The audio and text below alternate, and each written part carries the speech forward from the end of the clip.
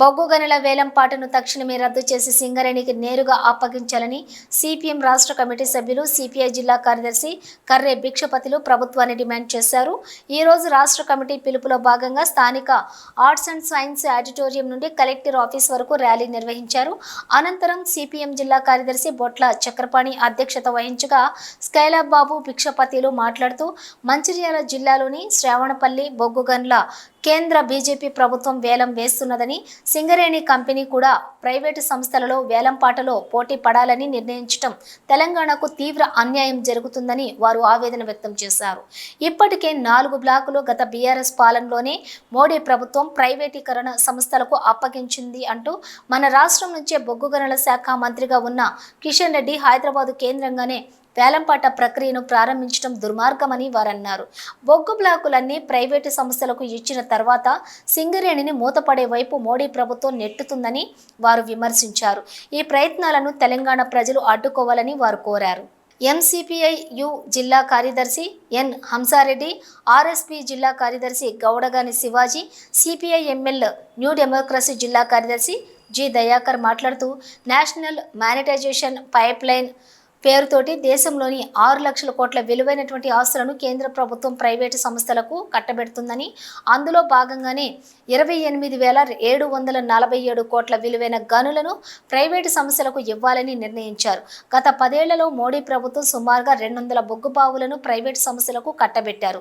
దీని ఫలితమే ఇప్పుడు జరుగుతున్నటువంటి వేలం. దేశవ్యాప్తంగా 10వ విడతలోని 61 బొగ్గు బావులను వేలం వేస్తున్నారు. రాష్ట్రంలో బీజేపీ నుంచి 8 మంది శాసనసభ్యులు, మరో 8 మంది పార్లమెంటు సభ్యులు ఉండి కూడా తెలంగాణకు ఎంత అన్యాయం జరుగుతుంటే నోరు మెదపటం లేదని వారు విమర్శించారు. తెలంగాణ నుంచి ఎన్నికై బొగ్గు గనుల శాఖ మంత్రిగా ఉండి కూడా సింగరేణిని వేలంపాట వేయటం ద్వారా బీజేపీ నాయకత్వం తెలంగాణ ప్రజలకు ద్రోహం చేస్తుందని వారు మండిపడ్డారు. ప్రస్తుతం సింగరేణి 40,000 మంది పర్మనెంట్ కార్మికులకు, మరో 26,000 మంది కాంట్రాక్ట్ కార్మికులకు ఉపాధి కల్పించింది. రికార్డు స్థాయిలో తక్కువ ధరకే నాణ్యమైన బొగ్గును ఉత్పత్తి చేస్తున్నది. గత 10 ఏళ్లలో కేంద్ర రాష్ట్ర ప్రభుత్వాలకు డివిడెండ్ రూపంలోని 49,666 కోట్లు చెల్లించింది. ఒకవైపు ఉపాధి అవకాశాలు కల్పిస్తూ మరోవైపు ప్రభుత్వాలకు ఆదాయాన్ని సమకూరుస్తుంది.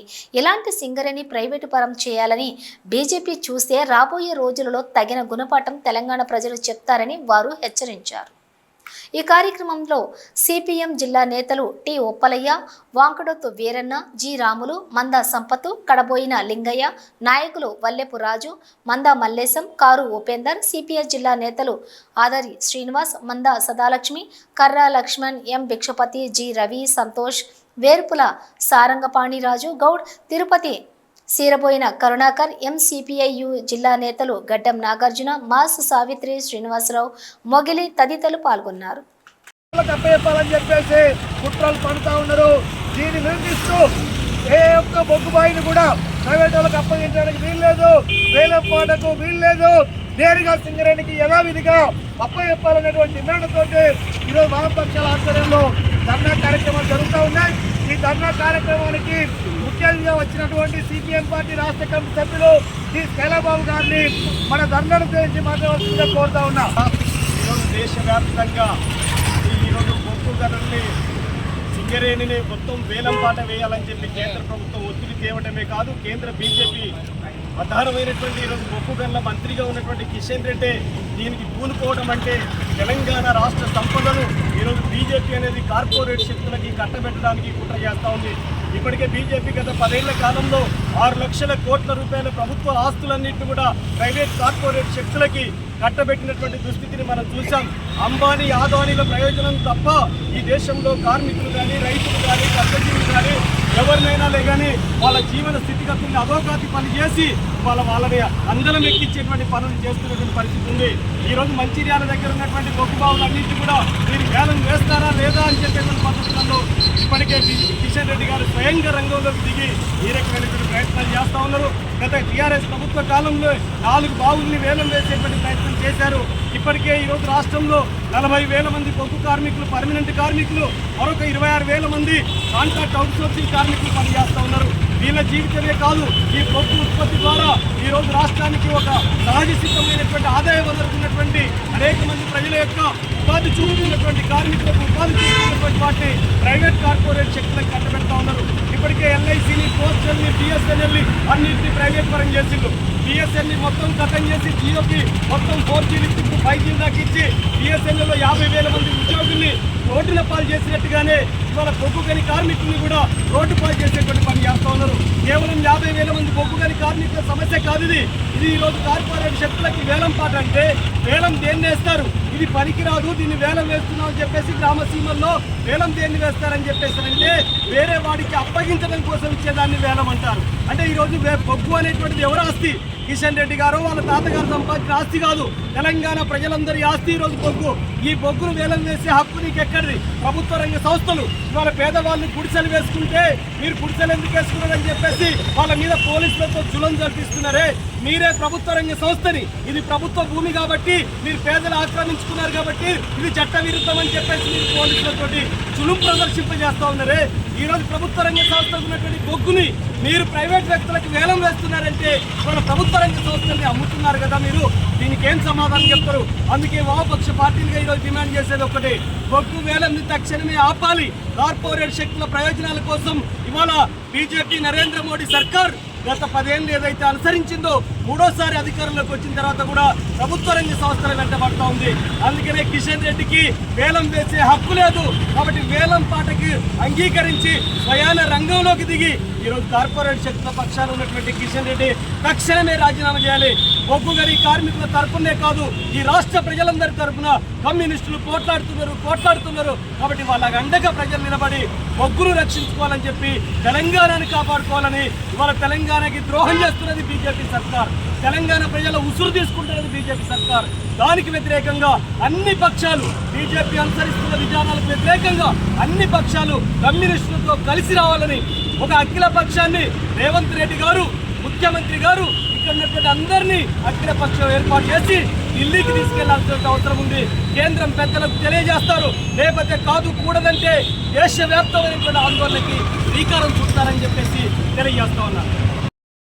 మా తెలంగాణతో తలమానికగా ఉన్నటువంటి సింగరేణిని ఈరోజు వేలం పాటలో మీరు పాడండి, మీకు బొగ్గు గనులు కావాలంటే వేలంలో పాడాలని చెప్పేసి ప్రైవేటులతో పాటు సింగరేణి కూడా ఈరోజు వేలంలో పాడమని చెప్పేసి చెప్తా ఉన్నారు.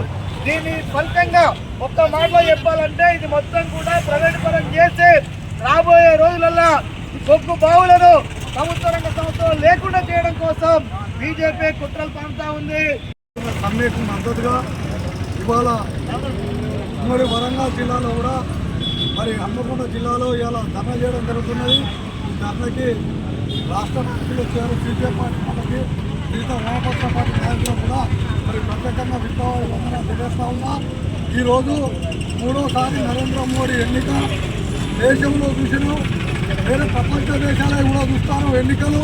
కానీ ఇక్కడ మూడోసారి ఎన్నికైనా కూడా కనీసం ఇవాళ దేశంలో నేను ఎటువంటి హామీలు ఇచ్చినా, ఎటువంటి హామీలు ఇవాళ అమలు చేసినా అని చూస్తే కనీసం కఠినంగా కూడా ఇవాళ ప్రజల మీద, కార్మికుల మీద పెద్ద ఎత్తున కుట్ర చేసి ఇవాళ మోడీ గారు ఒక కార్మికుల పక్షాన లేకపోతే కార్పొరేట్ పక్షాన నిలబడతాడా అనేది కూడా ఇవాళ ప్రజలు మేధావులు గమనించాల్సిన అవసరం ఉన్నది. ముఖ్యంగా ఇవాళ ఈ బొగ్గు గనులు వాళ్ళు ఇవాళ ఏ రాత్రి ఏ పూటకు అసలు వాళ్ళ ప్రాణం మీద నిలకడ లేకుండా ఇవాళ కష్టపడి ఒక రాత్రి అనగా పగలనక కష్టపడి పనిచేస్తూ ఉంటే వాళ్ళ కష్టాన్ని వేరే వాళ్ళకి దానం చేస్తూ ఉంటే ఊరుకునే పరిస్థితిలో ఇవాళ కార్మికులు లేరు. ఎందుకంటే ఇది పెద్ద ఎత్తున ఈ కార్మికులకు పెద్ద ఎత్తున ముప్పు అని చెప్పుకోవచ్చు.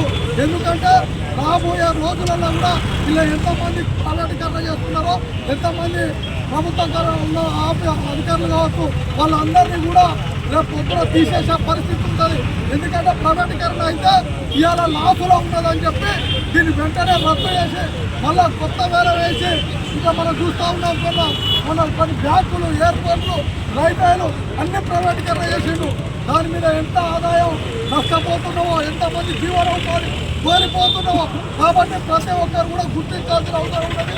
అవసరం అయితే వామపక్షాలతో పాటు అగ్రపక్షాన్ని కూడా కలుపుకొని రాష్ట్ర వ్యాప్తంగా దేశవ్యాప్తంగా కూడా ఢిల్లీలో పార్లమెంట్ ముట్టడిస్తామని చెప్పి తెలియజేస్తా ఉన్నాం. రాబోయే రోజుల్లో ఈ కిషన్ రెడ్డి గారు ఏదైతే ఈ గోదావరి ఉన్న పార్టీని కూడా బొమ్మలను వేరే పార్టీని మొత్తం దేశవ్యాప్తంగా వెనుకదించుకోకపోతే పెద్ద ఎత్తున ధర్నా చేసి దేశంలో ఎక్కడ లేని విధంగా కూడా మోడీ ఇప్పుడు అధికారంలో వచ్చినా నేను బాగానే ఉన్నా అనుకుంటాను. కానీ నువ్వు అనుకున్నంత అధికారంలో లేవు.